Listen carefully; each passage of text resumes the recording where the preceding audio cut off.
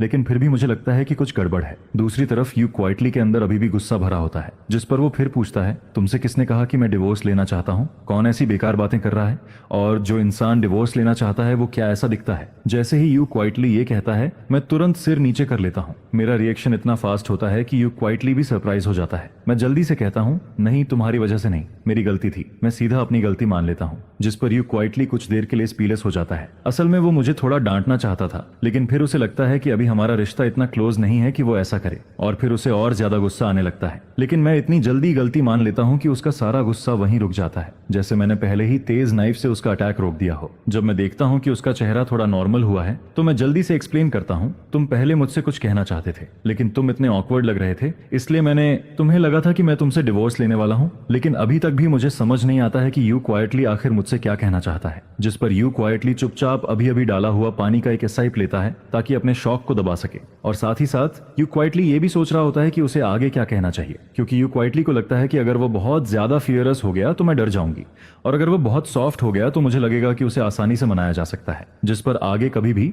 किसी भी सिचुएशन में मैं डिवोर्स फाइल कर सकती हूँ। इसी बीच मैं अचानक उससे पूछती हूँ, बहुत डरावना है? जिसे सुनकर यू क्वाइटली एकदम कंफ्यूज हो जाता है, जिस पर वह फिर से पानी पीता है और उसके बाद बहुत सीरियस होकर जवाब देता है, क्योंकि मैं गुस्से में था और मुझे अपना गुस्सा कम करने के लिए पानी चाहिए था। जिस पर मैं अपने पीछे की तरफ इशारा करती हूँ और कहती हूँ, तो मैं बेवजह ही टेंशन फ्री हो गई। अगर तुम्हें गुस्सा कम करना है तो तुम मेरे पास आ सकते हो, मेरे पास हनीस्कल है, अगर उससे टी बनाओगे तो वह सबसे अच्छा फायर कम करता है। यह सुनकर यू क्वाइटली थोड़ा ऊपर देखता है, फिर अपनी आंखें ब्लिंक करता है और उसके बाद हल्का सा मुस्कुराता है, लेकिन वह स्माइल बिल्कुल भी नॉर्मल नहीं लगती है, बल्कि एकदम ऐसी लगती है जैसे वह अंदर से टूट रहा हो। फिर वह पूछता है, तो जब तुम गुस्सा होती हो तब क्या तुम भी पानी पीकर ठीक हो जाती हो? जिसके जवाब में मैं सिर हिलाकर कहती हूँ, नहीं, मैं तुम्हारी तरह मैजिकल नहीं हूँ, लेकिन मैं सोकर ठीक हो जाती हूँ। एक रात की नींद के बाद मैं फिर गुस्सा नहीं रहती। यह सुनकर यू क्वाइटली कुछ देर के लिए बिल्कुल स्पीचलेस हो जाता है। फिर वह पानी पीता है, खुद को काम करता है और उसके बाद फिर से पूछता है, तो तुझे क्या तुम डिवोर्स चाहती हो? असल में यू क्वाइटली अभी मुझसे ठीक से बात करना चाहता है, लेकिन उसके लिए इतने लंबे वर्ड्स बोलना बहुत मुश्किल होता है। वह हमेशा से सोशल बातों में बहुत शय रहा है। जैसे पहले कॉलेज कैफेटेरिया में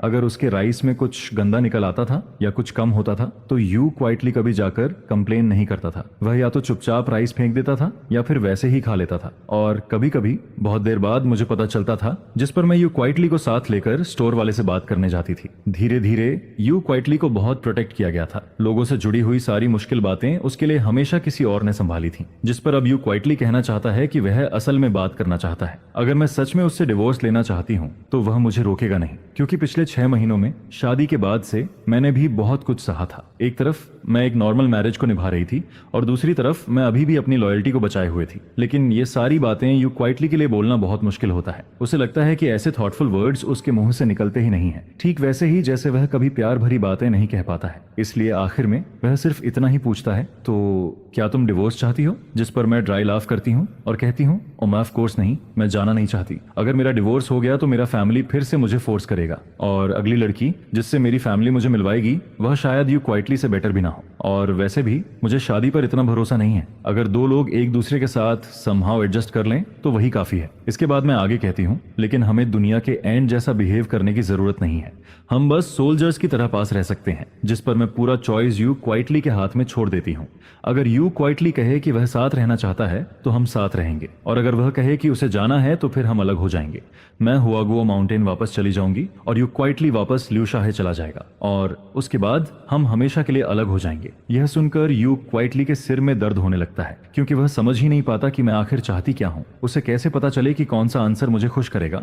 अगर उसने कुछ ऐसा कह दिया जो मैं सुनना नहीं चाहती तो क्या मैं दुखी नहीं हो जाऊंगी? और यू क्वाइटली कभी भी ऐसा इंसान नहीं रहा जो खुद के लिए किसी दूसरे को हर्ट करे। जिस पर यू क्वाइटली फिर से चुप हो जाता है, वह कुछ भी नहीं कहता है, और मैं उसकी इस साइलेंस को बिल्कुल समझ नहीं पाती, क्योंकि मुझे यह समझ ही नहीं आता कि यू क्वाइटली जाना चाहता है या रुकना चाहता है। शायद यह अजीब सी मैरिज उसे पसंद नहीं है, जिस पर मैं अपने मन में फिर से साई करती हूँ। मुझे उस दिन की बात याद आती है जब जी सरनेम वाले ने यू क्वाइटली से पूछा था, तो तुम डिवोर्स चाहते हो, है ना? और तब यू क्वाइटली ने सोचा था कि अगर हम ऐसे ही चलते रहे तो हम दोनों को अलग हो जाना चाहिए, लेकिन अगर वह जाना नहीं चाहता तो वह साफ साफ क्यों नहीं कहता? इसी सोच के बीच यू क्वाइटली अचानक बोल पड़ता है, मैंने कहा ना मैं तुमसे डिवोर्स नहीं चाहता। ये सुनते ही मैं तुरंत कहती हूँ, अगर तुम नहीं जाना चाहते तो बस ये कह दो कि तुम नहीं जाना चाहते। ऐसे चुप रहोगे तो मुझे कैसे पता चलेगा कि तुम क्या सोच रहे हो? जिस पर यू क्वाइटली अपना सिर नीचे कर लेता है। फिर वह ग्लास में बचा हुआ बाकी पानी एक ही बार में पी जाता है, जिसे देखकर मैं कुछ देर के लिए स्टंड रह जाती हूँ, क्योंकि मुझे लगता है कि यू क्वाइटली शायद एक और ग्लास पानी पीकर आएगा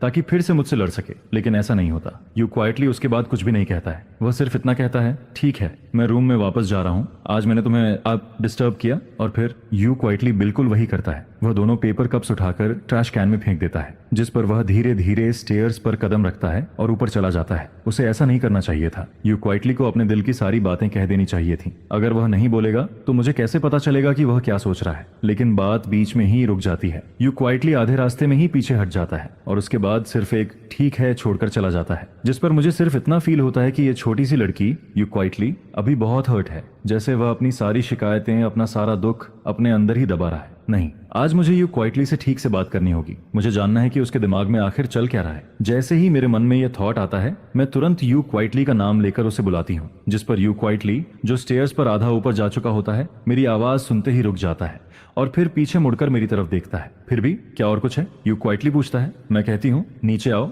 मुझे तुमसे कुछ कहना है। जिस पर यू क्वाइटली फिर से मुड़ता है और हैंडरेल पकड़कर नीचे आने लगता है। मैं अब यू क्वाइटली के चेहरे को देखती हूँ, लेकिन उसके चेहरे पर मुझे ना गुस्सा दिखता है, ना कोई शिकायत फील होती है। फिर यू क्वाइटली नीचे आकर सोफा पर बैठता है। चाहे मैंने उसे बैठने को कहा हो या वह खुद बैठा हो, वह आखिर में सोफा पर बैठ ही जाता है। जिसके बाद मैं पहला सवाल पूछती हूँ, जब हम डिनर कर रहे थे तब तुमने कहा था कि तुम्हें मुझसे कुछ कहना है। अगर वो डिवोर्स की बात नहीं थी तो फिर क्या था? मुझे थोड़ा एरोगेंट फील होता है। पहला स्टेप ही सक्सेसफुल नहीं हुआ तो अब इसके बाद क्या करना चाहिए? जिस पर मैं देखती हूँ कि यू क्वाइटली कुछ नहीं बोलता है। मुझे बेचैनी होने लगती है और फिर से वही शुरू हो जाता है। नहीं, अगर तुम्हारे मन में कुछ है तो बोलो।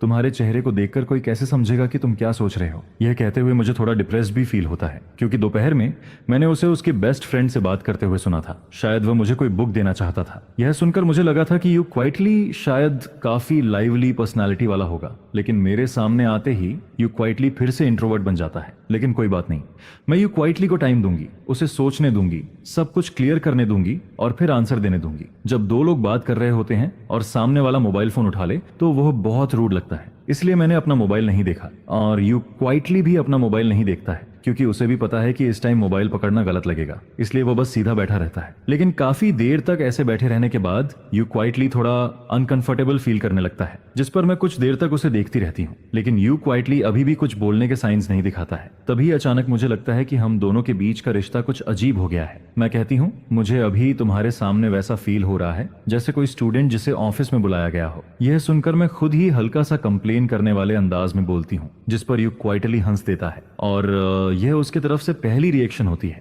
जैसे ही मैं उसे हंसते हुए देखती हूँ, मैं तुरंत मौका देखकर कहती हूँ, यू क्वाइटली, तुम्हें इतना सोचने की जरूरत नहीं है। तुम्हें बस सीधे बोलना चाहिए कि तुम डिवोर्स नहीं चाहते और जो भी तुम्हारे मन में है वह सब बोल देना चाहिए। मैं उसे बहुत एनकरेजिंग नजरों से देखती हूँ, लेकिन एक पल के लिए मुझे खुद पर ही अजीब फील होता है, जैसे मैं कोई स्ट्रेंज अंकल हूँ जो किसी बच्चे को समझा रहा हो। ठीक है, यू क्वाइटली सिर हिलाता है, लेकिन उसका जवाब इतना सिंपल होता है कि मुझे लगता है जैसे वह बस बात खत्म करने के लिए बोल रहा है और मुझे समझ नहीं आता कि अब यू क्वाइटली के साथ क्या करूं। इसलिए मैं बस उसे उम्मीद भरी नजरों से देखती रहती हूं और मेरी यह नजर यू क्वाइटली को एम्बैरेस्ड कर देती है, जिस पर वह तुरंत हाथ उठाकर कहता है, मैं सच में तुमसे झूठ नहीं बोल रहा हूं। मैं प्रॉमिस करता हूं कि आगे से जो भी सोचूंगा सब बोल दूंगा। मैं तुरंत कहती हूं, तो फिर जो बात तुम पहले मुझसे कहना चाहते थे वही बोलो। जिस पर यू क्वाइटली थोड़ा एम्बैरेस्ड होकर 2 बार खांसता है, लेकिन उसके बाद भी वह कुछ नहीं बोलता। मैं कुछ देर उसे देखती हूँ और फिर कहती हूँ, मुझे नहीं लगता कि आज हम दोनों की बात आगे बढ़ पाएगी। छोड़ो, कोई बात नहीं, तुम जल्दी रेस्ट कर लो। मैं गहरी सांस लेती हूँ और उठकर जाने लगती हूँ। रुको। जैसे ही यू क्वाइटली देखता है कि मैं जा रही हूँ, वह जल्दी से मेरे कपड़ों का किनारा पकड़ लेता है, क्योंकि उसे हमेशा लगता है कि अगर वह मुझे ऐसे ही जाने देगा तो कुछ अच्छा नहीं होगा। लेकिन मुझे रोकने के बाद भी उसे समझ नहीं आता कि आखिर क्या कहना चाहिए। जिस पर मैं नीचे देखती हूँ, यू क्वाइटली मेरे कपड़ों का किनारा पकड़े होता है। फिर वह सिर उठाकर मेरी तरफ देखता है, लेकिन अगले ही पल उसका चेहरा लाल हो जाता है। उसे लगता है कि उसने कुछ गलत कर दिया, जिस पर वह तुरंत मेरा कपड़ा छोड़ देता है, जैसे उसने कोई बहुत बड़ी गलती कर दी हो। और फिर वह अपना वही हाथ जो अभी अभी मेरे कपड़े पकड़ रहा था, अपनी पीठ के पीछे छुपा लेता है ताकि मैं उसे ना देख सकूं। असल में यह कोई बड़ी बात नहीं थी, लेकिन यू क्वाइटली को लगता है कि शायद यह बात मेरे लिए परेशानी बन सकती है। यू क्वाइटली धीरे से कहता है, मुझे नहीं पता कि यह बात तुम्हारे लिए ट्रबल बनेगी या नहीं। जिस पर मैं तुरंत कहती हूँ, अगर तुम बताओगे ही नहीं तो मुझे कैसे पता चलेगा कि वह ट्रबल है या नहीं। छिन मनमन ने भी उससे यही कहा था, लेकिन फिर भी यू क्वाइटली को हमेशा लगता है कि ऐसा करना सही नहीं है। उसे लोगों को परेशान करना पसंद नहीं है और छिन मनमन तो उसके पास रिलेशनशिप की वजह से थी, लेकिन मेरे साथ उसके और मेरे बीच सिर्फ एक मैरिज का रिश्ता है। जिस पर यू क्वाइटली अचानक कहता है, अभी हम डिवोर्स की बात कर रहे थे, तुम जाना चाहती हो या नहीं जाना चाहती? मुझे सीधे पूछना चाहिए था। अब यू क्वाइटली थोड़ा परेशान होकर मेरी तरफ देखता है और फिर आखिरकार सब कुछ बोल देता है। मुझे कैसे पता चले कि कौन सा जवाब तुम्हें हर्ट करेगा? अगर तुम डिवोर्स चाहती हो और मैं कह दूं कि मैं डिवोर्स नहीं चाहता, तो क्या तुम सिर्फ मेरी वजह से अगले आधे साल तक मेरे साथ रहोगी? इसलिए मैं हमेशा चॉइस तुम्हारे हाथ में छोड़ता रहा हूं। मैं चाहता था कि फैसला तुम करो। फिर वो मेरी तरफ देखता है और कहता है, तुम बस मुझे एक क्लियर आंसर दे दो, चाहे तुम जाना चाहती हो या नहीं जाना चाहती। इन दोनों में से कोई एक आंसर दे दो। फिर मुझे क्यों पूछना चाहिए कि मैं क्या चाहता हूँ? इस बार यू क्वाइटली बहुत कुछ बोल देता है और मैं उसकी सारी बातें बहुत ध्यान से सुनती हूँ। जब वह बोलना खत्म करता है तब मुझे समझ आता है कि यू क्वाइटली बहुत ज्यादा सोचता है, लेकिन हमेशा सिर्फ दूसरों के बारे में सोचता है, कभी खुद के बारे में नहीं। जिस पर मैं उससे पूछती हूँ, क्या तुम्हारी फीलिंग्स इंपॉर्टेंट नहीं है? मैंने उसके बारे में बहुत सोचा था, इसलिए जब मैंने उससे कहा कि मैं डिवोर्स नहीं चाहती, तब मैंने पूरा फैसला उसके हाथ में छोड़ दिया था, क्योंकि उस टाइम मुझे समझ नहीं आ रहा था कि यू क्वाइटली क्या चाहता है। मैरिज तभी चलती है जब दोनों लोग उसे चलाना चाहते हों। अगर एक इंसान ही उसे निभाना चाहता रहे और दूसरा नहीं, तो फिर उसका कोई मतलब नहीं होता। इसलिए चॉइस उसके हाथ में देना कोई बड़ी बात नहीं थी। मुझे बस इतना चाहिए था कि यू क्वाइटली अपने मन की बात बता दे। उसके बाद हम दोनों मिलकर डिसाइड कर सकते थे कि आगे क्या करना है। लेकिन मैंने नहीं सोचा था कि प्रॉब्लम सिर्फ इतनी सी होगी। यह सुनकर यू क्वाइटली एकदम स्टंडन रह जाता है। वह धीरे से अपना मुंह खोलता है और ऑफ कोर्स मेरे थॉट्स इंपॉर्टेंट हैं, लेकिन मैं इंपॉर्टेंट हूँ, फिर भी मैं पहले तुम्हारे थॉट्स की फिक्र करता हूँ। ये मैरिज आगे चल सकती है या नहीं, क्या उसका फैसला सिर्फ मैं कर सकता हूँ? मैं यू क्वाइटली को देखती हूँ और फिर कहती हूँ, लेकिन तुमसे पहले मैं पहले ही बोल चुकी हूँ कि मैं डिवोर्स नहीं चाहती। यह सुनकर यू क्वाइटली फिर से स्टन रह जाता है। वह काफी देर तक चुप रहता है और फिर धीरे से कहता है, फिर मुझे कैसे पता चले कि तुम जो कह रही हो वो सच है? क्या पता तुम भी उन लोगों जैसी हो जो कुछ और सोचते हैं और कुछ और बोलते हैं। यह सुनकर मैं एकदम स्पीचलेस हो जाती हूँ। यू क्वाइटली जैसा इंसान बहुत ज्यादा सोचता है। मैं जो सोचती हूँ वही ऑनेस्टली बोल देती हूँ, लेकिन यू क्वाइटली अगर खुद कुछ बोलेगा ही नहीं तो मुझे कैसे पता चलेगा कि उसके मन में क्या चल रहा है? मैं कुछ देर चुप रहती हूँ और फिर उससे पूछती हूँ, क्या तुम बाहर बाकी लोगों के लिए भी इतना सोचते हो? कैसे हो सकता है? यू क्वाइटली तुरंत मना कर देता है, लेकिन फिर वह खुद ही सोचने लगता है। फैमिली, रिलेटिव्स और फ्रेंड्स को छोड़कर बस स्लोली ही है, लेकिन उसका भी अलग है। मेरा स्लोली के साथ अच्छा रिलेशन है, इसलिए उसके साथ ये सब मैटर नहीं करता, और बाकी लोग, उनका मुझसे कोई लेना देना नहीं है। यू क्वाइटली थोड़ा हिलता है और फिर कहता है, मैं अपने रिलेशन की वजह से किसी और को हर्ट नहीं करूंगा, और जो लोग मेरे लिए मैटर नहीं करते उनके लिए मैं खुद को भी अपसेट नहीं करूंगा। यह सुनकर मैं मन में सोचती हूँ, अगर ऐसे हिसाब लगाऊं तो यू क्वाइटली की लिस्ट में मैं शायद पहली बार सबसे ऊपर हूँ। जिस पर मैं पूछती हूँ, और मैं ऑन ऑफ कोर्स तुम उनसे अलग हो। अलग कैसे? उनकी क्या आइडेंटिटी है और मेरी क्या आइडेंटिटी है? यह सुनते ही यू क्वाइटली चुप हो जाता है। वह कुछ नहीं बोलता। असल में ये एकदम नॉर्मल सवाल था, लेकिन ना जाने क्यों यू क्वाइटली को यह सवाल कुछ अलग ही फील करवाता है, जैसे मैं उसके लिए कोई स्पेशल पर्सन हूँ। मैं फिर पूछती हूँ, तो फिर मेरी आइडेंटिटी क्या है? मैं बस ये सुनना चाहती हूँ कि यू क्वाइटली खुद अपने मुंह से बोले, लेकिन यू क्वाइटली फिर भी नहीं बोलता। शायद वह कहना चाहता है, कन्वी तुम मेरे हस्बैंड हो, लेकिन उसके लिए यह लाइन बोलना बहुत ज्यादा ऑकवर्ड है, क्योंकि अगर वह ऐसी बातें बोलेगा तो शायद फिर उसे लगेगा कि लोग उसे चिढ़ाएंगे या कहेंगे कि वह बहुत इमोशनल हो रहा है। जिस पर यू क्वाइटली का चेहरा फिर से लाल हो जाता है। वह कुछ भी नहीं बोल पाता। उसका एक्सप्रेशन देखकर मैं अचानक हंस देती हूँ, क्योंकि अब मुझे समझ आने लगता है मैं यू क्वाइटली के लिए सिर्फ एक नॉर्मल रूममेट नहीं हूँ जो बस उसी घर में रहता है। हालांकि मेरे मन में यू क्वाइटली के लिए वैसे फीलिंग्स नहीं है, लेकिन फिर भी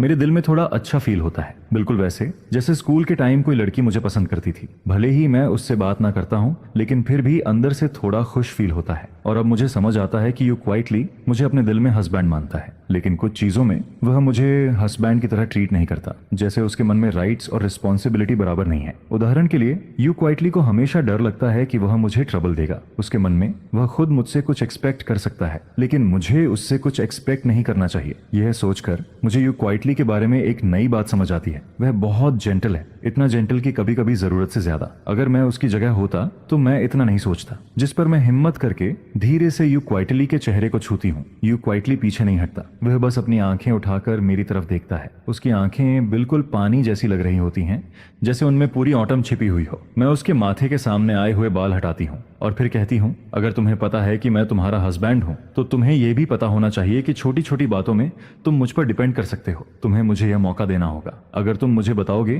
तभी मुझे पता चलेगा कि कौन सी बात तुम्हारे लिए बड़ी है और कौन सी नहीं। फिर मैं उसे देखती हूँ और कहती हूँ, जैसे अगर तुम्हें मेरा वीचैट चाहिए तो तुम सीधे बोल सकते हो। मैं यू क्वाइटली को देखती हूँ, जिस पर यू क्वाइटली धीरे से मेरा चेहरा छूता है। शायद उसे लगता है कि मेरे चेहरे पर कुछ लगा हुआ है, लेकिन उसके कुछ बोलने से पहले मैं पहले बोल देती हूँ, तुम्हारी नजर में वीचैट चैट मांगना बहुत बड़ी बात है? मैं बहुत कंफ्यूजन में पूछती हूँ और यू क्वाइटली भी उतनी ही कंफ्यूजन में जवाब देता है, क्या नहीं है? आखिर में मैं हेल्पलेस होकर सिर हिला देती हूँ। फिर मैं सीधे यू क्वाइटली का मोबाइल लेती हूँ और उसमें अपना नंबर सेव कर देती हूँ। यू क्वाइटली कुछ पल के लिए रुक जाता है और फिर पूछता है, तो क्या तुम अक्सर लड़कियों से उनका वीचैट मांगते हो? यह सुनकर मैं फिर से कंफ्यूज्ड हो जाती हूँ। यू क्वाइटली का ब्रेन आखिर चलता कैसे है? मैं कुछ नहीं बोलती, जिस पर यू क्वाइटली को अचानक एहसास होता है कि उसका सवाल थोड़ा अजीब था, इसलिए वह जल्दी से कहता है, मैं बस पूछ रहा था, अगर तुम सच में किसी से बात करना चाहते हो तो तुम सीधे बोल सकते हो, हम नॉर्मली बात कर सकते हैं, और अगर तुम नहीं बताना चाहते तो भी ठीक है। लेकिन उसे शायद अभी भी लगता है कि यह काफी नहीं है, इसलिए वह जल्दी से एक और लाइन जोड़ देता है, मैं गुस्सा नहीं करूंगा।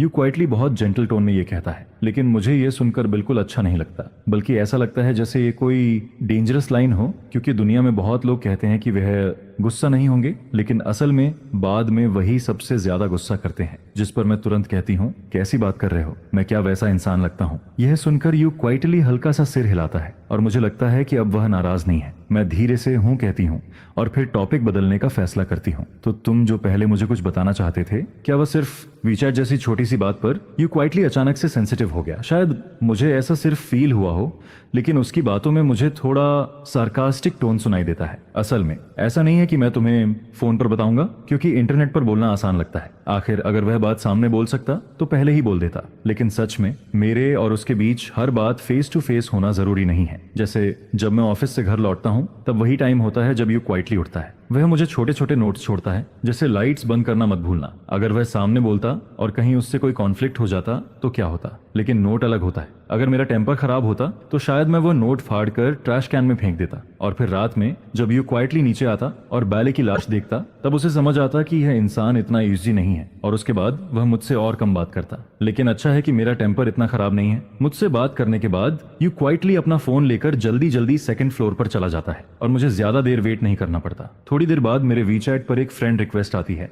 उसका प्रोफाइल फोटो मेई यांगयांग का होता है और नेम लिखा होता है, तुम मुझे प्रिंसेस मेई यांगयांग बुला सकते हो। ये यू जिंगशी का अकाउंट होता है, वही लड़की जो हमेशा बहुत सीरियस और डीप लगती है। अगर मैंने पहले ही यू जिंगशी का वीचैट ऐड कर लिया होता तो शायद मैं उसके बारे में इतनी बड़ी मिसअंडरस्टैंडिंग नहीं करता। फ्रेंड रिक्वेस्ट एक्सेप्ट करते ही यू क्वाइटली मुझे मैसेज भेजता है, मैं यू क्वाइटली हूँ। उसके बाद वह नंबर्स की एक लाइन भेजता है, वह उसका फोन नंबर होता है। मैं तुरंत उसे सेव कर लेता हूँ। कॉन्टैक्ट सेव करते हुए मैं यही सोच रहा होता हूँ कि ये छोटी सी लड़की यू क्वाइटली बाहर से इतनी इंट्रोवर्ट लगती है, लेकिन जैसे ही फोन हाथ में आता है वह खुद बात शुरू कर देती है। मैं अभी उसका नाम एडिट ही कर रहा होता हूँ, तभी यू क्वाइटली के मैसेजेस एक के बाद एक आने लगते हैं। इतने मैसेज आ जाते हैं कि कॉन्टैक्ट सेव करने के बाद मुझे वापस जाकर सारे मैसेज पढ़ने पड़ते हैं। असल में कोई बहुत बड़ी बात नहीं थी, हालांकि उसने हाँ बोल दी थी, लेकिन उसने किन मेमिंग से कहा था कि शायद वह मुझे बाहर नहीं ला पाएगी। सब कुछ सिचुएशन पर डिपेंड करेगा। उसका मतलब बस इतना था कि वह मुझे अपने फ्रेंड से मिलवाना चाहती है। मैं उसकी बात समझ जाता हूँ,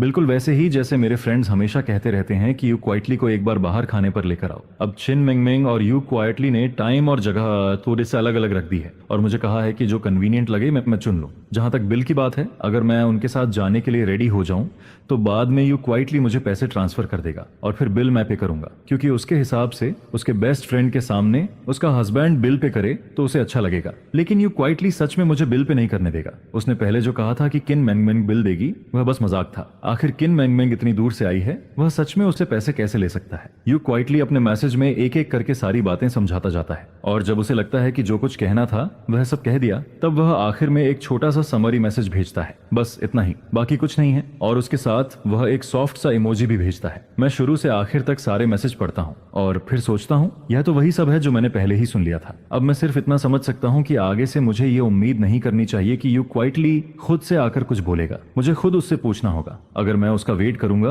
तो शायद अगले जन्म तक वेट करता रह जाऊंगा। मैं उसे बस एक ठीक है भेज देता हूँ। असल में यह कोई बड़ी बात नहीं थी, जिस पर यू क्वाइटली तुरंत एक खुश वाला स्टिकर भेज देता है। मैं इमेजिन करता हूँ कि दूसरी तरफ यू क्वाइटली अपने फोन को देखकर उसी स्टिकर जैसी स्माइल कर रहा होगा, और फिर मैं सोचने लगता हूँ जब यू क्वाइटली सच में हंसता होगा तो कैसा लगता होगा। मैं अपने होंठ दबाता हूँ और तभी अचानक मुझे कुछ याद आता है। मैं उसके एक पुराने मैसेज को ऊपर स्क्रॉल करके देखता हूँ। तुमने खुद कहा था कि यह कोई बड़ी बात नहीं है, फिर तुम इसे बोलने में इतना हेजिटेट क्यों कर रहे थे? इस बार यू क्वाइटली बहुत जल्दी रिप्लाई करता है, इंटरनेट पर यह बड़ी बात नहीं है। मैं पूछता हूँ क्यों, जिस पर यू क्वाइटली जवाब देता है क्योंकि इंटरनेट पर हम कपल हैं। मैं आगे कुछ और पूछना चाहता हूँ, लेकिन उससे पहले ही यू क्वाइटली एक के बाद एक कई मैसेज भेज देता है। अपनी प्यारी वाइफ को किस करो, अपने हस्बैंड को चुपचाप आंसर दो आई लव यू, मुझे नोट्स भेजो, और होटल जल्दी चूज करना मत भूलना। यह पढ़कर मैं एकदम स्टंड रह जाता हूँ। मेरा मन करता है कि अभी इसी वक्त ऊपर जाकर देखूं कि यू क्वाइटली आखिर फोन के सामने बैठकर यह सब कैसे टाइप कर रहा है। मैं फोन की स्क्रीन पर लिखे हुए 4 वर्ड्स को देखता रहता हूँ, अपने हस्बैंड को किस करो।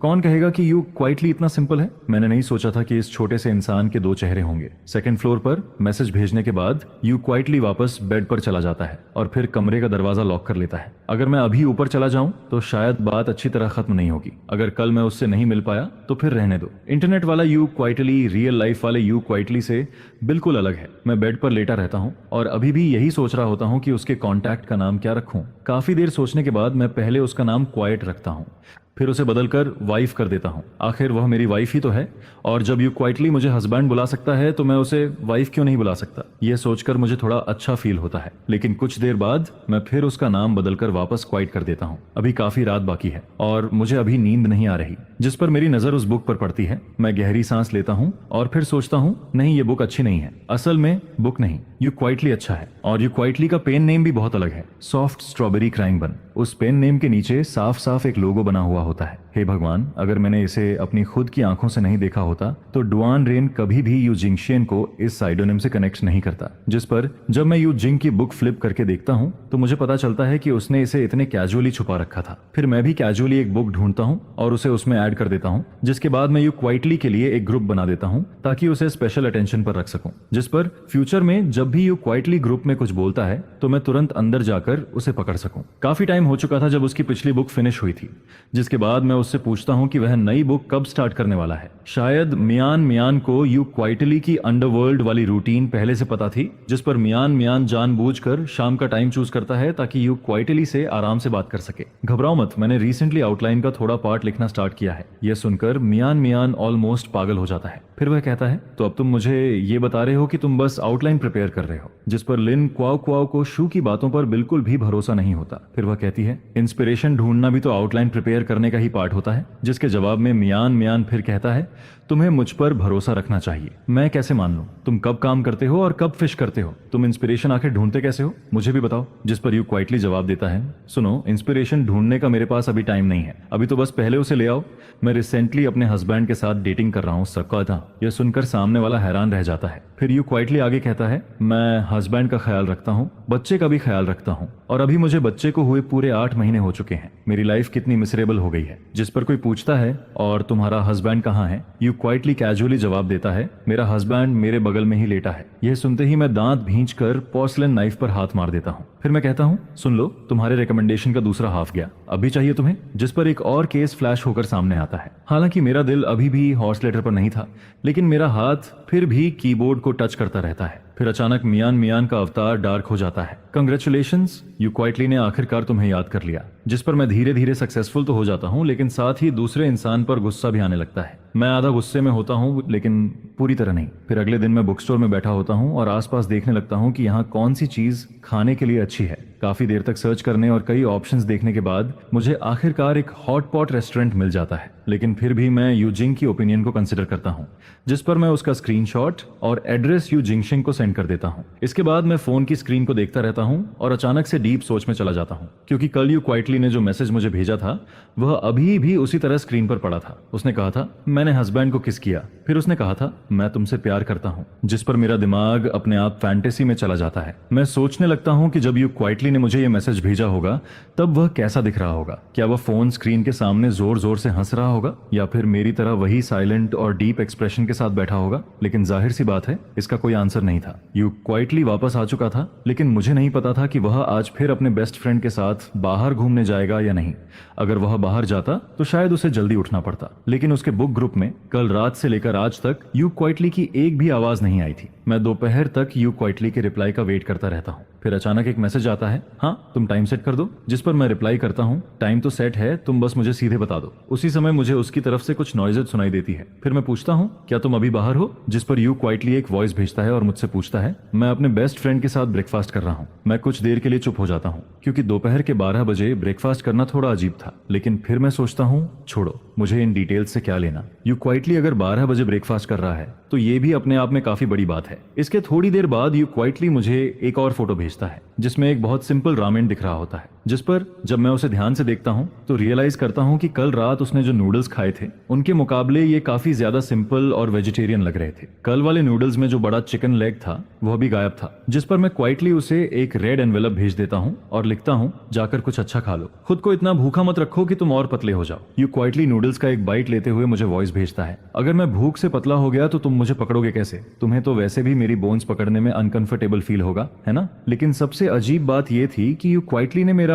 रेड एनवेलप एक्सेप्ट ही नहीं किया। यह सुनकर मेरा सिर क्वेश्चन मार्क से भर जाता है। मुझे ऐसा फील होने लगता है जैसे ऑनलाइन वाला you quietly and real life वाला यू क्वाइटली दो बिल्कुल अलग इंसान हो। इंटरनेट पर वह इतना बोल्ड रहता है लेकिन रियलिटी में वही यू क्वाइटली इतना वीक और रिबेलियस बन जाता है, जिस पर मैं तुरंत सीरियस हो जाता हूँ। उधर दूसरी तरफ चिन मानमन क्वाइटली मुस्कुराता है। वह चेयर पर मिल्क टी लेकर टिका हुआ था। फिर वह सोचते हुए कहता है, मैंने पहले ही कहा था कि तुम्हारा उसके साथ कुछ सीक्रेट चल रहा है, लेकिन तब तुम मुझ पर ही गुस्सा हो रहे थे। अब खुद को देखो, तुम्हारी हालत तो बिल्कुल वैसी ही लग रही है। और वैसे भी हमारी शादी को आधा साल हो गया है, उसके बाद भी हमारा कोई इंटरसेक्शन नहीं हुआ। जिस पर यू क्वाइटली तुरंत जवाब देता है, वह अभी भी मेरा हस्बैंड है। मैं उसे कोई भी मैसेज भेजूं, चाहे जितना टीज करूं, इसमें कुछ इलीगल नहीं है। यह कहने के बाद यू क्वाइटली जल्दी से अपना फोन छुपा लेता है ताकि किन मनमन अंदर के मैसेजेस न देख सके, वरना कैरेक्टर मार्केटिंग का सारा इफेक्ट खत्म हो जाता। जिस पर किन मनमन हंसते हुए कहता है, छुपाने से कुछ नहीं होगा, अभी जो वॉइस तुमने भेजी थी क्या तुम्हें लगता है मैंने नहीं सुनी? यू क्वाइटली फिर भी स्टबर्न बनकर कहता है, तो ऐसे प्रिटेंड करो जैसे तुमने कुछ सुना ही नहीं। जिसके तुरंत बाद यूजिंग का फोन फिर वाइब्रेट करता है। किन मनमन उसे देखकर टीजिंग टोन में कहता है, वाह, तुम्हारे लवर ने फिर मैसेज भेज दिया, जल्दी देखो ना। हालांकि यू जिंगशेन के दिमाग में ब्लैक लाइंस चल रही होती हैं, लेकिन फिर भी यू जिंगशेन चॉपस्टिक्स नीचे रखती है और पॉकेट से फोन निकालकर उसे ओपन करती है, क्योंकि इस बार मैंने सिर्फ एक ही मैसेज भेजा था। यू शांगशेंग, क्या तुम्हें किसी ने गोली मार दी है? कल से लेकर अब तक तुम बार बार यही कह रहे हो कि मुझे मैसेज भेजने वाला इंसान तुम हो। जिस पर यू क्वाइटली तुरंत टाइपिंग करना स्टार्ट करता है। हस्बैंड, तुमने मुझे गलत समझ लिया। शिन मनमान को बिना गेस किए ही समझ आ जाता है कि यू क्वाइटली ने जरूर फिर कोई शर्मनाक मैसेज भेजा होगा, क्योंकि टाइपिंग करते वक्त उसके चेहरे की स्मर्क साफ दिखाई दे रही थी। यह देखकर चिन मनमान को अचानक कुछ याद आता है। फिर वह इनकरेजिंग टोन में कहता है, क्वाइटली, तुम ये सब बातें इंटरनेट पर तो तुम कुछ भी बोल लेते हो, लेकिन सामने कैसे बोलोगे, है ना? जिस पर यू क्वाइटली कुछ देर तक चुप रहता है, फिर साइलेंटली अपना चेहरा छुपाता है, हल्का सा मुस्कुराता है और फिर फॉर्मली कहता है, मैं इतनी हिम्मत नहीं कर सकता। इंटरनेट पर बस थोड़ी बेगिंग कर लेता हूँ, लेकिन रियलिटी में मैं अभी भी छुपता रहता हूँ, एक ऑस्ट्रिच की तरह। जिस पर किन मनमन ठंडे अंदाज में उसे खींचता और दबाता है, फिर हंसते हुए कहता है, जब तुम्हारा दिमाग इतना हॉट हो जाता है तब भी तुम खाली नहीं बैठते। आखिर डर किस बात का है? अभी तो तुम खुद बोल रहे थे कि वो तुम्हारा हस्बैंड है। यह सुनकर यू क्वाइटली का चेहरा थोड़ा रेड हो जाता है। फिर वह गुस्से में किन मनमन को घूरता है और कहता है, अपनी चीज पियो। क्या मिल्क टी पीते हुए भी तुम्हारा मुंह बंद नहीं हो सकता? लेकिन साफ लग रहा था कि वह सच में यू क्वाइटली को और ज्यादा नर्वस करना चाहता था। असल में किन मनमन का मन कर रहा था कि वह यू क्वाइटली को और छेड़े, लेकिन फिर वह सोचता है कि ये दोनों ऑलरेडी मैरिड हैं, तो यहाँ किसी को मिलाने की जरूरत ही नहीं है। आखिर अगर फीलिंग्स होंगी तो वो दोनों के बीच धीरे धीरे अपने आप डेवलप हो जाएंगी, और अगर फीलिंग्स नहीं होंगी तो जबरदस्ती कुछ करना भी सही नहीं होगा। जिस पर क्वीन मनमन क्वाइटली डिसाइड करता है कि वह बीच में नहीं पड़ेगा। यू क्वाइटली अपने हस्बैंड के साथ कैसे बात करता है ये उसी पर छोड़ देना चाहिए। ब्रेकफास्ट थोड़ा लाइट होना चाहिए। इसी वजह से यू क्वाइटली ने क्रिस्पी रामेन ऑर्डर किया था। हालांकि उस वक्त ऑलरेडी दोपहर हो चुकी थी। दूसरी तरफ मैं शाम को खाने का टाइम चूज कर रहा था, क्योंकि यू क्वाइटली अभी सिर्फ ब्रेकफास्ट कर रहा था और उसके बाद उसे अपने फ्रेंड के साथ थोड़ा घूमना भी था। जिस पर मुझे लगा कि शायद उसे बाद में भी कुछ खाना पड़ेगा, इसलिए मैं बहुत जल्दी का टाइम नहीं रख सकता था। काफी सोचने के बाद मैं यू क्वाइटली को टाइम भेजता हूँ, तो फिर रात के 9 बजे। अगर धीरे धीरे खाया जाए तो ज्यादा से ज्यादा 11 बजे तक खत्म हो जाएगा, और मॉडर्न सोसाइटी में रहने वाले इंसान के लिए इतनी देर से खाना कोई बहुत लेट भी नहीं होता। जिस पर यू क्वाइटली रिप्लाई करता है, ठीक है, रात 9 बजे हॉटपॉट रेस्टोरेंट में मिलते हैं। यू क्वाइटली को फील होता है कि यह पहली बार है जब वह मेरे साथ बाहर खाने जा रहा है, जिस पर उसे लगता है कि उसे थोड़ा और प्रॉपर्ली तैयार होना चाहिए। अभी सिर्फ 8 बजे थे। यू क्वाइटली किन मनमन से कार चलाने के लिए कहता है। वहां पहुंचने में लगभग 20 मिनट लगते हैं। अगर रास्ते में ट्रैफिक ना हो तो ज्यादा से ज्यादा आधा घंटा लगता। रास्ते में आसपास में एक साइड पर यू श्याओ मारू बेचने वाला स्टॉल दिखता है, जिस पर यू क्वाइटली कार से उतरता है और 3 पैकेट्स खरीद लेता है, साथ में 3 कप्स मिल्क टी भी। फिर वह कैजुअली पूछता है, क्या एक तुम्हारे लिए वापस ले चलूं? कार चलते हुए रास्ते में थोड़ा ट्रैफिक था, जिस पर किन मनमन चिन पर हाथ रखकर यू क्वाइटली से पूछता है, क्या तुमने कभी सोचा है कि फ्यूचर में अपने हस्बैंड के साथ डेट पर जाओगे? यू क्वाइटली कुछ देर चुप रहता है, फिर वीक आवाज में पूछता है, डेट पर क्यों जाऊं? मैं वैसे भी ज्यादा बाहर नहीं जाता। यह सुनकर किन मानमन कुछ देर के लिए स्ट्रेंजली साइलेंट हो जाता है, जैसे उसे उम्मीद ही नहीं थी कि यू क्वाइटली ऐसा जवाब देगा। उसे लगने लगता है कि शायद उसके दोस्त के दिमाग में सच में कुछ प्रॉब्लम है। जिस पर किन मनमन फिर पूछता है, तो फिर तुम मेरे साथ बाहर क्यों आए हो? यू क्वाइटली कैजुअली जवाब देता है, क्योंकि हम 2-3 साल से मिले नहीं थे। तुम्हारे साथ बाहर आकर पुरानी बातें याद कर सकता हूँ, लेकिन लू चाओ और मैं तो हर दिन मिलते हैं, हम हर दिन साथ रहते हैं, फिर हमें डेट पर जाने की क्या जरूरत है? यह सुनकर किन मनमन ऑलमोस्ट हार मान लेता है। फिर वह कहता है, घर और बाहर एक जैसे थोड़ी होते हैं, ये वैसे ही है जैसे लोग सिनेमा में मूवी देखने जाते हैं ताकि वहां का एटमॉस्फेयर फील कर सकें। जिस पर यू क्वाइटली तुरंत जवाब देता है, लेकिन मैं तो सिनेमा में भी मूवी देखने नहीं जाता, वहां मूवीज बस ज्यादा महंगी होती हैं, उसके अलावा कोई और फायदा है क्या? अगर लाइफ में स्पेशल इफेक्ट्स होते तो शायद इस वक्त किन मनमन के सिर पर हॉपलेस चमक रहा होता। फिर वह सीधा पूछता है, तो क्या तुम अपने हस्बैंड को पसंद करते हो? क्योंकि जब किसी को सच में पसंद करते हैं तो कई ऐसी बातें भी अपने आप समझ आने लगती हैं जो पहले समझ नहीं आती। जिस पर यू क्वाइटली कुछ नहीं बोलता, वह सीरियसली सोचने लगता है, क्योंकि उसका मेरे साथ ज्यादा कांटेक्ट नहीं रहा था, लेकिन वह इतना जरूर जानता था कि मेरे हस्बैंड होने की वजह से मेरे लिए उसके दिल में एक स्पेशल जगह है। वह रीजन एक्सप्लेन नहीं कर सकता था, लेकिन उसे पता था कि यह जगह अलग है। उसकी अपनी आइडेंटिटी में यू क्वाइटली बस मेरे साथ हाथ पकड़कर चलने तक की जगह रखता था, बाकी चीजों का उसके लिए ज्यादा मतलब नहीं था। फिर यू क्वाइटली धीरे से कहता है, ये पसंद नहीं है, ये बस रिस्पॉन्सिबिलिटी है। जिस पर किन मनमन मुस्कुराता है और कहता है, अगर तुमने ऑलरेडी डिसाइड कर लिया है कि तुम उसके साथ जिंदगी बिताओगे तो तुम्हें अपने लिए भी थोड़ा रास्ता बनाना होगा। तुम और लू चाओ ऐसे ही बस साथ नहीं रह सकते, तुम दोनों हस्बैंड वाइफ हो, कोई को-ऑपरेटिव रूममेट्स नहीं। तुम्हें कोशिश करनी चाहिए कि तुम उसे पसंद करो, अगर कर पाओ तो वही सबसे अच्छा होगा, चाहे उसका स्वभाव ब्राइट हो या फिर बिल्कुल आइस जैसा कोल्ड, तुम्हें अपने दिल में कुछ तो फील होना चाहिए। जिस पर यू क्वाइटली फिर चुप हो जाता है। कुछ देर बाद उसकी धीमी आवाज निकलती है, ये बात बहुत डेंजरस लग रही है। यू क्वाइटली और किन मनमन कार में 20 मिनट से ज्यादा फंसे हुए थे और अब टाइम 8:40 हो चुका था। जिस पर अचानक यू क्वाइटली को फील होता है कि शायद वह आज की मीटिंग के लिए लेट हो जाएगा। वह तुरंत अलर्ट हो जाता है, नहीं, अगर मैं लेट हो गया तो कितना एम्बेरसिंग होगा। लेकिन किन मनमन काफी काम रहता है क्योंकि ट्रैफिक जाम उसके हाथ में नहीं था। जिस पर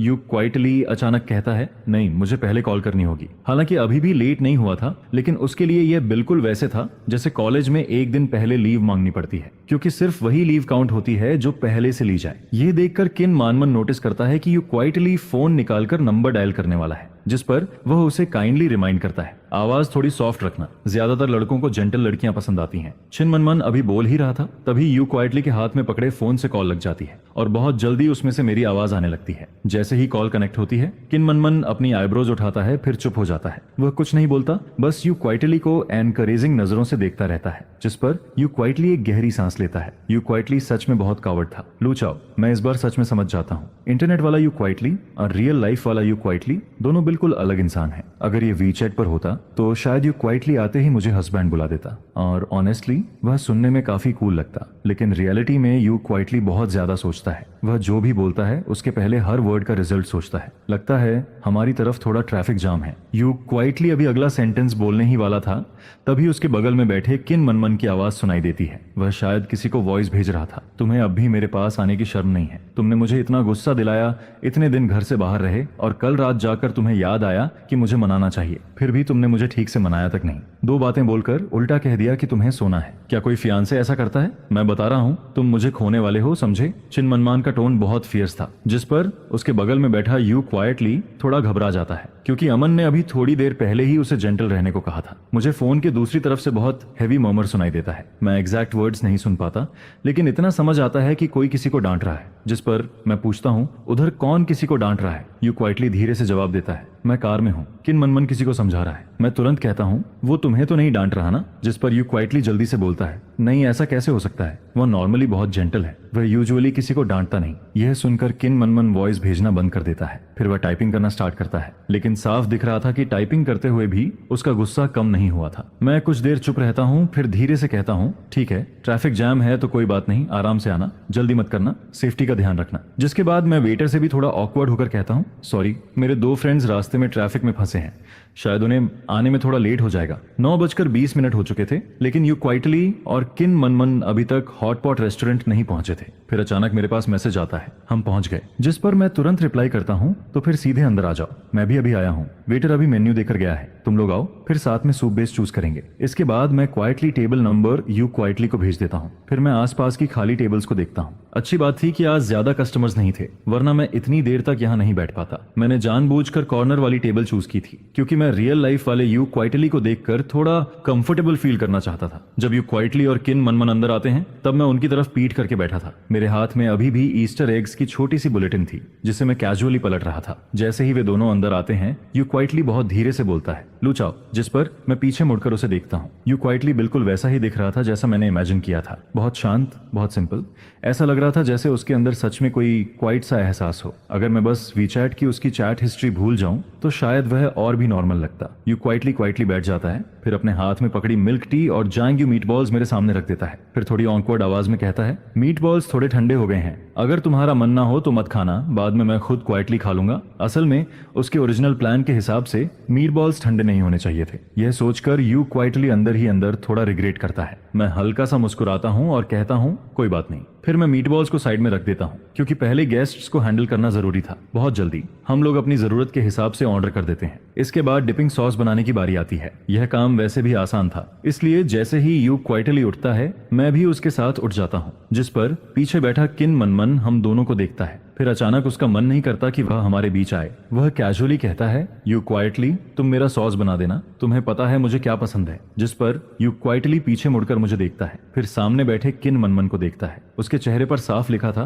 क्या तुम सीरियसली चाहते हो कि मैं यहाँ सर्वेंट बन जाऊं? लेकिन उस वक्त मैं अंदर ही अंदर सीक्रेटली खुश हो रहा था, हालांकि मेरे चेहरे पर कुछ नहीं दिख रहा था। यू क्वाइटली एक गहरी सांस लेता है, फिर सॉस टेबल के नीचे से 3 छोटे बॉल्स निकालता है। छोटे इंग्रेडिएंट्स रखने में आसानी हो, इसलिए वह अपने हाथ के 2 बॉल्स मुझे पकड़ा देता है। फिर कहता है, कोई भी काम हो लूचाओ, तुम हेल्प कर दो। मैं बॉल्स लेते हुए उसकी तरफ देखता हूँ, फिर हल्का सा हंसकर कहता हूँ, तुम तो हस्बैंड बोलने में बड़े स्मूथली थे, अब अचानक से नाम क्यों लेने लगे? यह सुनकर यू क्वाइटली के चेहरे पर सिर्फ 1 सेकंड के लिए अजीब सा एक्सप्रेशन आता है, लेकिन फिर वह तुरंत नॉर्मल हो जाता है। फिर बिना एक्सप्रेशन बदले कहता है, क्योंकि वह सब मेरा सेकंड पर्सनालिटी बोल रहा था। सेकंड पर्सनालिटी ने जो भी मैसेज भेजे, उनका मुझसे कोई रिलेशन नहीं है। मैं उसकी तरफ देखकर हंस देता हूँ। अगर ऐसा है तो फिर तुम ये भी बोल सकते हो कि तुम्हारा फोन खुद अपने आप मैसेज भेज रहा था, लेकिन अगर तुम्हें लगता है कि तुम्हारा ये रीजन वैलिड है तो ठीक है। यह सुनकर यू क्वाइटली पूरी तरह हेल्पलेस दिखने लगता है। फिर मैं उसे देखकर कहता हूँ, अब तुम थोड़े बोल्ड हो गए हो, जिस पर यू क्वाइटली तुरंत सेंसिटिव हो जाता है, लेकिन वह कुछ नहीं बोलता। इसी दौरान जब हम दोनों सॉस मिक्स कर रहे होते हैं, तभी हमारे ऑर्डर्ड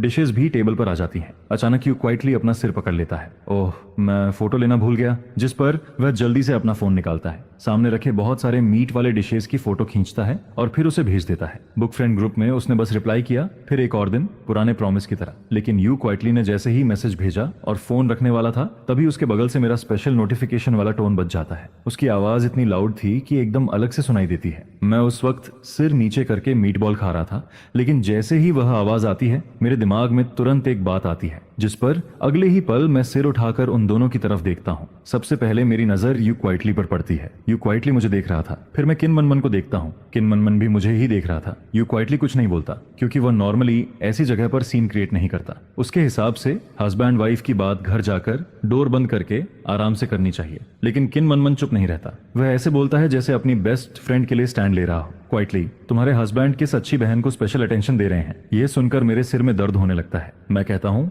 और किसे स्पेशल अटेंशन दूंगा, बस यू क्वाइट को, जो हमेशा ग्रुप में साइलेंटली छुपा रहता है। लेकिन आज यह बात साफ करनी जरूरी थी, क्योंकि भले ही यू क्वाइटली ने अभी ज्यादा नहीं सोचा हो, लेकिन अगर उसकी बेस्ट फ्रेंड के दिमाग में कुछ बैठ गया तो धीरे धीरे वही बात यू क्वाइटली के दिमाग में भी आ जाएगी। क्वाइटली, मेरी बात सुनो, मैं एक्सप्लेन करता हूँ। जिस पर यू क्वाइटली चुपचाप मेरे बाउल में एक पीस मीट रख देता है, फिर धीरे से कहता है, पहले खाना खाओ। उसका चेहरा थोड़ा रेड हो रहा था, शायद उसे लग रहा था कि अभी एक्सप्लेन करने का कोई फायदा नहीं है। अगर कुछ नहीं है तो वैसे भी बाद में बात हो जाएगी, और अगर कुछ नहीं है तो हॉट पॉट का मूड खराब करने का भी कोई मतलब नहीं था। मैं फिर कुछ बोलना चाहता हूँ, लेकिन जब मैं यू क्वाइटली को देखता हूँ तो कुछ नहीं कह पाता, क्योंकि इस वक्त हॉट पॉट बस हॉट पॉट होना चाहिए। जिस पर मैं क्वाइटली यू क्वाइटली के बाउल में खाना डालना शुरू कर देता हूँ, और जब मैं देखता हूँ कि यू क्वाइटली की तरफ से कोई रिएक्शन नहीं आता, तो मैं और भी ओपनली उसके बाउल में खाना डालने लगता हूँ। और अब सबसे ज्यादा रिग्रेट मुझे यही हो रहा था कि यू क्वाइटली के सामने फोन को पहले ही साइलेंट कर देना चाहिए था। यू क्वाइटली खुद अपने लिए कुछ भी नहीं ले रहा था। मैं पॉट में से सारा मीट निकालकर उसके बाउल में डाल देता हूँ और लगभग खुद कुछ नहीं खाता। खाना खत्म होने के बाद मैं उठकर बिल देने चला जाता हूँ। मुझे नहीं पता था कितना अमाउंट आया था, लेकिन उसी वक्त यू क्वाइटली ने वीचैट पर सीधे मुझे 500 भेज दिए। जब मैं वापस आता हूँ तब तक दोनों लड़कियां भी अपनी चीजें समेट चुकी होती हैं, क्योंकि यहाँ हम किन मनमन की कार से आए थे।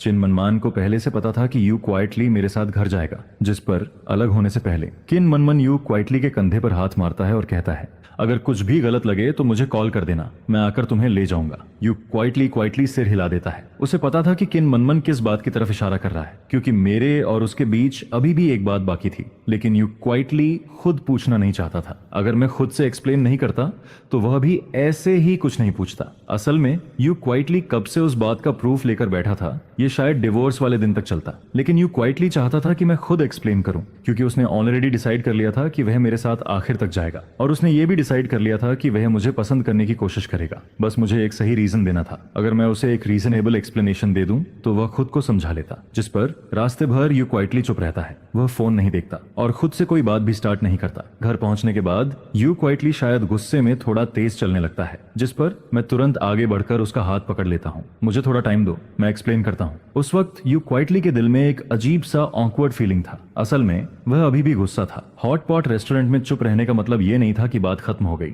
मैं उसका हाथ पकड़कर नहीं छोड़ता, और शायद मेरी पकड़ थोड़ी ज्यादा स्ट्रांग हो जाती है। यू क्वाइटली सिर नीचे करता है, फिर उसकी नजर धीरे धीरे मेरे हाथ से मेरे चेहरे तक आती है, और उस वक्त मैं उसे बहुत सीरियसली देख रहा था, लेकिन मुझे अभी भी कुछ रियलाइज नहीं हुआ था। जिस पर यू क्वाइटली हल्का सा हंस देता है। वह मुश्किल से एक स्माइल बनाता है, फिर धीरे से अपना हाथ छुड़ा लेता है। उसकी रिस्ट थोड़ी रेड हो गई थी, लेकिन मेरा पूरा ध्यान बस यू क्वाइटली के मूड पर था, इसलिए मुझे रियलाइज ही नहीं हुआ कि मैंने उसका हाथ बहुत जोर से पकड़ लिया था। यू क्वाइटली अपनी रिस्ट को धीरे से रब करता है, फिर धीरे से कहता है, लो चाओ, कल बात करेंगे, मैं आज थोड़ा टायर्ड हूँ। असल में यह उस रात्रि उसके हिसाब से शायद कुछ एक्सप्लेन करने जैसा था ही नहीं, लेकिन यू क्वाइटली यह बोलने के बाद भी वहीं खड़ा रहता है। वह जाता नहीं, क्योंकि वह मेरा एक्सप्लेनेशन सुनना चाहता था। बस वह कभी भी अपनी बात क्लियरली नहीं कहता। उसकी पर्सनैलिटी हमेशा से ऐसी ऑकवर्ड थी। मैं धीरे से कहता हूँ, असल में ऐसी कोई बात नहीं है। कुछ टाइम पहले मैंने ऑनलाइन कुछ आर्टिकल्स पढ़े थे। उसी दौरान मुझे एक वेब नॉवेल ऑथर दिखा जिसके रिजल्ट्स तुम्हारे जैसे थे, इसलिए मैंने उसे स्पेशल अटेंशन पर रखा, क्योंकि वह अक्सर ग्रुप में आता था और मैं उसे पकड़ना चाहता था। फिर बाद में मुझे पता चला,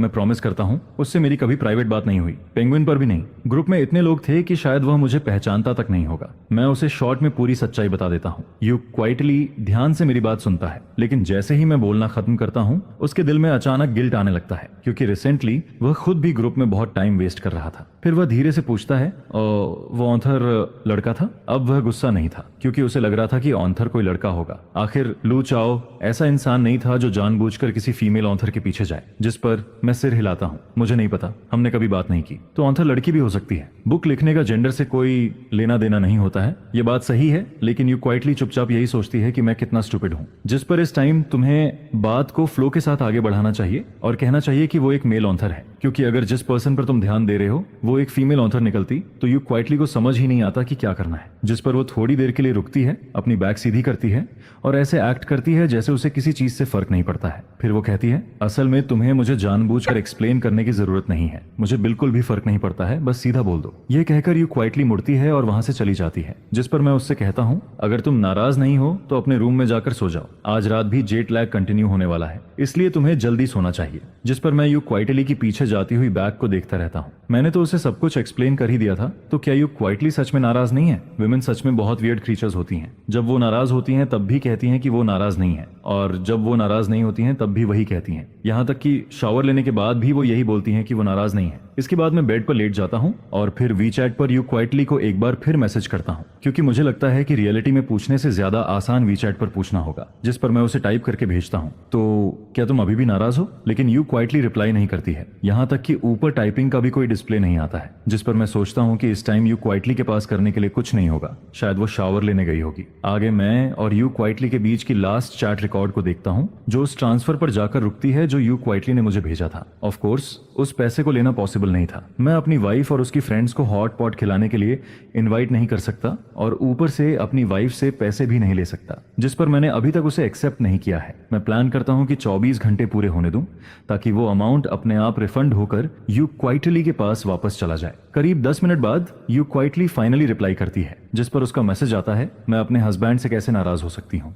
मॉम भी जानती है कि मुझे सबसे ज्यादा अगर कोई पसंद है तो वो मेरे हस्बैंड है। यह सुनकर मेरा मुंह थोड़ा खुला का खुला रह जाता है। मुझे बिल्कुल भी उम्मीद नहीं थी कि यू क्वाइटली ऐसा रिप्लाई करेगी, लेकिन इसके साथ ही मेरे दिल को थोड़ी राहत भी मिलती है, क्योंकि अगर यू क्वाइटली ऐसा बिहेव कर रही है तो शायद इसका मतलब है कि वो सच में नाराज नहीं है। और फिर उसके तुरंत बाद यू क्वाइटली मुझे एक और मैसेज भेजती है। वो लिखती है, मैं अभी रेड एनवेलप रिसीव करने वाली हूँ, जिस पर मैं वो मैसेज देखते ही थोड़ी देर के लिए रुक जाता हूँ। फिर चुपचाप वी चैट का इंटरफेस काट देता हूँ और डेट बनने का प्लान करता हूँ। इसके बाद मैं यू क्वाइटली की बुक पर चला जाता हूँ, क्योंकि काफी टाइम से मैंने उसे देखा ही नहीं था। आज नोटिफिकेशन रिंगटोन ने तो मेरी जान ही ले ली थी। ग्रुप में बहुत सारी मैसेजेस आई हुई थी, जिस पर मैं सीधे होम पेज से ग्रुप ओनर यू क्वाइटली की लेटेस्ट 2 चैट रिकॉर्ड्स देखने लगता हूँ। उनका टाइम वही था जब हम लोग हॉट पॉट खा रहे थे। वहां एक फोटो थी और उसके नीचे एक सेंटेंस लिखा हुआ था, आज फिर मेरे हस्बैंड के साथ डेट पर जाने वाला एक और दिन है, जिस पर मैं नीचे की बाकी चैट को रफली पढ़ता हूँ। ज्यादातर लोग यही बोल रहे थे कि जो यू क्वाइटली फिर से अपने हस्बैंड के साथ चली गई है, और कुछ लोग लेट नाइट पॉइजनिंग के लिए प्रोटेस्ट भी कर रहे थे। हालांकि यू जिंगशियन कई बार बोल चुकी है कि वो शादीशुदा है, लेकिन ग्रुप में हमेशा नए लोग आते रहते हैं और कुछ लोग ऐसे भी होते हैं जिन्हें इसके बारे में पता नहीं होता है। जिस पर मैंने डायरेक्टली 8 करके यू क्वाइटली से पूछा, क्या ऑथर मैरिड है? On off course you quietly के रिप्लाई का इंतजार करना पॉसिबल नहीं था, लेकिन ग्रुप में बाकी एक्टिव लोग तुरंत मेरे सवाल का जवाब देने लगते हैं, जिस पर उनमें से एक कहता है, ऊपर वाला डेफिनेटली नया मेंबर है। ऑथर की शादी हुए आधे साल से भी ज्यादा हो चुका है। शादी के बाद से वो खुद को हमेशा 38 साल की मैरिड वुमन बोलती रहती है। फिर दूसरा पर्सन लिखता है, उसने अपने हस्बैंड के साथ घूमने के लिए 3 दिन की छुट्टी ली थी। और फिर एक और मैसेज आता है, उसने सॉफ्ट स्ट्रॉबेरीज सुखा दी, अब वो पहले की तरह एक्टिव नहीं रहती है, हर दिन बस फिशिंग करती रहती है। जिस पर कोई और कहता है, मुझे तो वो टाइम बहुत मिस होता है जब उसकी शादी नहीं हुई थी, उस टाइम वो बहुत मेहनती थी। फिर एक और मैसेज आता है, लेकिन शादी के बाद हर 3 दिन में छुट्टी मांगती है, या तो डेट पर होती है या फिर बेबी के साथ होती है। ये सुनकर मैं आधे प्रोविंस तक साइलेंट हो जाता हूँ। फिर मैं जल्दी से बात को कवर करता हूँ और यू क्वाइटली की बुक पर क्लिक कर देता हूँ, जिस पर मैं उसकी लेटेस्ट बुक खोलता हूँ और उसमें सच में बहुत सारे लीव नोट्स दिखाई देते हैं। हनीमून पर हस्बैंड के साथ जा रही हूँ, हस्बैंड के साथ डेट पर जा रही हूँ, इसलिए 2.5 महीने की छुट्टी, फैमिली ऑफ 3 को बाहर घुमाने ले जा रही हूँ, इसलिए 2 दिन की छुट्टी, आधा दिन की छुट्टी। ये सब देखकर मैं थोड़ा कंफ्यूज्ड हो जाता हूँ, जिस पर मेरे दिमाग में बस एक ही सवाल आता है, क्या यू क्वाइटली का सच में यू के साथ एक बच्चा भी है?